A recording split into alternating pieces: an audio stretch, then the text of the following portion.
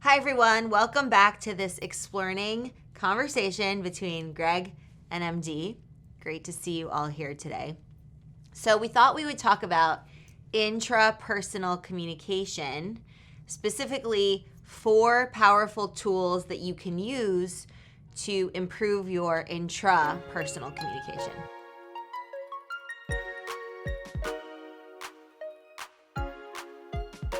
Great. Yeah, and just in case we didn't hear that correctly, it is intra, not interpersonal, right? So maybe we start with just a quick overview of the difference between the two. Right. So you can think of interpersonal communication as the communication between 2 or more people. So when Greg and I are having this conversation, that is interpersonal communication. When you have a meeting with people, interpersonal communication. When you're talking on the phone to someone, over Zoom, over Skype, whatever, you are having interpersonal social interaction, right? So intrapersonal communication is the dialogue that we have with ourselves. You can think of it as self-talk. You can think of it as your inner monologue. You can think of it as a voiceover to the film that is your life. Basically, what's going on internally. Yeah, I think that's a fantastic overview. And the way I remember it is you can think of international, right? Different countries. So you go in from one country to the other country. Those are different people. Whereas intra is inside, so it's the opposite. So that might just be a helpful mnemonic for remembering which is which. I really like that. That's a good, helpful mnemonic. So, all right. So the first tool is journaling. And a lot of people really like journaling for several reasons. It's a time for you where you're just with your thoughts. There are different types of journaling you can do. There's the morning pages where as soon as you get up in the morning, maybe you get your coffee or your lemon water or something like that, and you face a blank page, typically handwritten because the thoughts translate into the physical like pen and you put them on paper, right? It's a very sort of, I don't know, I think it's like almost like a spiritual practice. Yeah, I feel like it's when you're writing, first of all, I'm a terrible handwriter. And I actually do it so infrequently these days that my fingers cramp up when I do it. But it is somehow a more pure experience, right? It's more meditative because you're doing the physical action. When you're typing, there's some kind of disassociation between your thoughts in your head, clacking of the keyboard, and then there's this bright screen with other distractions on there. Whereas with pen and paper, it's just you, the pen and the paper, and you can sort of feel the texture of the surface. And it's just, I find it to be a much more intimate experience. Definitely, yeah. So I really like journaling, and with my like bullet journaling, or if I do like a morning pages thing, or like a brain dump at any time of day, if you have something you really want to get out and maybe there might not be anyone to talk to at the time, or you just want to kind of internally negotiate those feelings and sentiments, that's a great way to experience this intrapersonal communication and introspection. Yeah, it's very powerful for unloading the clutter in your mind. Yeah. Oftentimes there's so much in there we don't really know where to put it all. And the best place to put it is on a piece of paper. Right. And I was thinking about a nice digital analog of paper is an iPad. Yeah. Right? Or any kind of tablet. And you can get these cool covers on top that you layer on. It looks like a screen protector, but it's got a little bit of texture on there. So when you write with a stylus on it, some friction. Yeah, it feels a bit of friction. It feels like you're writing on a piece of paper. So if you're very sort of committed to digital, like I am, that's a great solution. And what's cool about that too is that it never gets lost, right? Even if the actual device gets lost or damaged or whatever, broken, you still have, provided that you've backed up your pages and your, whatever you write out or draw out is saved. So that's pretty cool, as opposed to, when paper is damaged, it's damaged. If it's lost, and, just evaporates. But that's really cool. And not only writing, but also doing like prompts, right? So like drawing prompts. So you don't have to just write them out, but also maybe if you're more attuned to art and doodling, that kind of thing, then you don't have to feel like you need to just write in words, but you can also express in drawing. Absolutely, yeah. There's more than one way to express your thoughts, and words is just one of those ways. Yeah, so that's pretty cool. The next one is dreaming. Believe it or not, our dreams have a lot to say. And I don't know about you, but sometimes I forget when the first thing, I used to be better about it, remembering my dreams, like the dream recall in the morning, like I'll have like a glimpse of it and then I totally forget. And then Greg asked me, so what was your dream? Did you have a dream? And I'm like, I don't remember. And it's very frustrating. Yeah, I love dreams and I love recalling them. And believe it or not, it is a trainable skill, right? You can teach yourself to get better at remembering what you dreamt about. Yeah. But another important part of dreaming is, and you'll hear a lot of people say, oh, I actually don't really dream these days. I haven't dreamed in a while. I don't remember my dreams. Part of that could be because you haven't trained your recall. But the other part of it is you need to be in a REM state to have these dreams that you can remember. Right. And so in order to get in the sufficient amount of REM sleep, right, rapid eye movement sleep, you need to make sure that you're practicing good sleep hygiene. And that's, too far of a tangent for this conversation. But just know that if you don't feel like you're dreaming or you can't remember your dreams, one, you can potentially train that skill.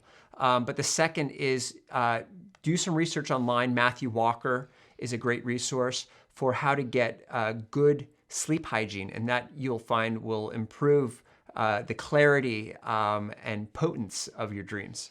Absolutely. Yeah, it's definitely something to explore because dreams tell us so much and they can reflect certain worries or something that you're anticipating or excitement or anything. And then you can try to make sense of it when you go back to the journaling aspect of, use a journaling tool and help you make sense of that. The other part of the dreaming is also the daydreaming, right? When we get sort of lost in thought or, let our imagination carry us to a nice faraway land, right? You kind of get into that flow state of daydreaming. And I think it's a fun state to be in, right? It is meditative. I don't know that it's mindful, right? Because you're not paying attention to what's happening right now in that present moment, but you're letting your thoughts take you somewhere. But I think it's still rejuvenating, and you can think about, right, what comes to mind, like it's your self-conscious, subconscious talking to you.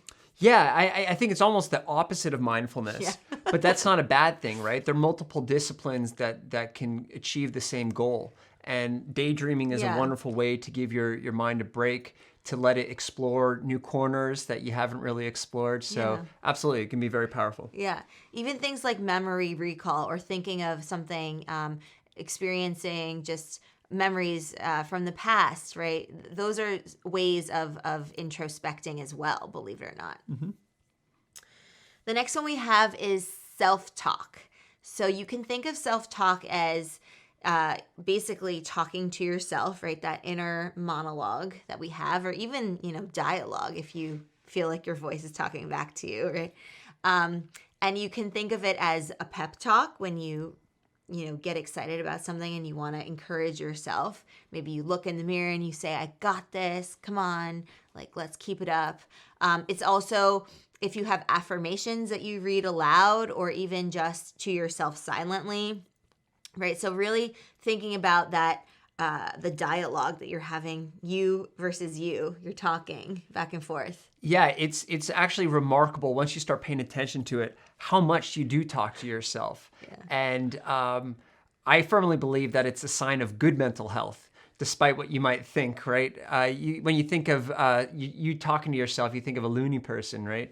But in truth, that inner dialogue can be a very effective way to motivate yourself, to sort of push yourself to think more critically about what it is you're doing, right? And I think it's very important when you have that dialogue to make sure that you're doing it respectfully, right? It's of course, when you're interacting with other people, you're thinking about being polite and respectful. Mm-hmm. You need to remember to adopt those same courtesies with yourself, right? It's very easy to fall into negative or aggressive or highly critical self-talk. Right, very demeaning. Very demeaning, yeah. Yeah.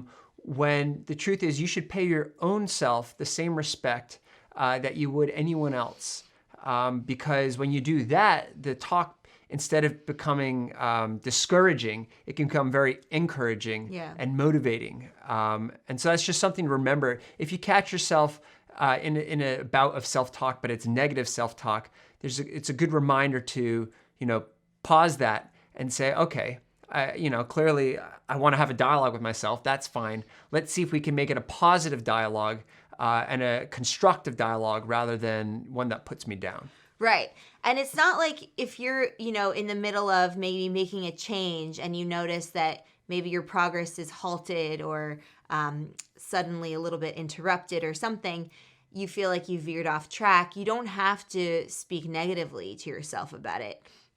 Think of it as it's progress and you're taking steps towards, making that change for the better, right? There's no need to pick yourself apart and, get really aggressive towards yourself. Yeah, absolutely. So it's good. And the final one is visualization. So you can think of visualization in a few different ways. Meditation can be a form of visualization, especially when you have certain prompts of visualizing certain goals that you want to realize or prepping mentally for an upcoming interview that you're super pumped about, or letting your mind sort of take you down a fun thought pattern, right? Anything where you're looking forward to something or you want something to manifest. And then you can also think of visualization as some people really like making vision boards, and that could be like collages that you do analog, right? You cut up pieces of magazines or anything like tangible, like print, or maybe you draw something and you make a whole board to represent goals and dreams. And this is typically done at the start of a year, but you can really do it anytime. You can also do it digitally, where you do the same thing. You come across images and you place these images and words that are empowering and that speak to you onto a digital platform. And then you can see that as a constant reminder. Yeah, I really like visualization in particular when I try to imagine what success looks like. Yeah. Right. I use it to set my objectives, my goalposts. And so I essentially I ask myself, what would success in this look like, right? And I envision it, and I don't just write it out. I actually think of what I'm doing in that position where I've succeeded, right? What am I doing? What do my facial features look like? What do I feel like? And so I really try and visualize it with as many senses as possible. Yeah. And that just helps make whatever I'm working toward seem more achievable and more approachable. I love it. And it's not very easy to do. It might take a couple of, run-throughs, again, using your focus there. And maybe you use all of these tools in synchrony. I think that's a fun way to sort of explore the intrapersonal communication that's happening. And it's something to practice, right? Because if we don't pay attention to it, it will atrophy. We won't be able to know how to have a dialogue with ourselves. And where this really comes in handy is when you're faced with a big life decision, or you're thinking about trying out a new industry, or going for a different job, or really pushing the limits of what you think you're capable of. And it's an important thing to be able to know how to do. Yeah, absolutely. And I agree. I think these strategies can be very synergistic, right? We were talking about visualizing. You can visualize something and then put that into words. What does it look like? And have a written reminder of what that visualization was. You can combine the dream state with other forms of visualization as well. Yeah. So there are a lot of synergies between these strategies, and each in their own right is very powerful. And like you said, I think it's important to really focus deliberately on developing these skills, because they can go a very long way toward not only building your own confidence and ability to succeed, but also improving your interactions with other people, because it establishes this firm foundation that allows you to project confidence and to interact with people in a very proactive I would say a very proactive and like dynamic and way. It's just you're coming from a area of confidence. Yeah, and I think what I really like that because it helps you get to know yourself better, right? And if you know yourself better, you know what types of people you want in your life as well, right? So, it's really a powerful tool to have. Yeah. And just practice these strategies, try out these different tools, add them to your communication toolkit, and just watch magic happen, really. Yep. Yeah. All right, so we'll see you in the next one. Thank you so much for joining us, and we'll see you next time. Happy exploring.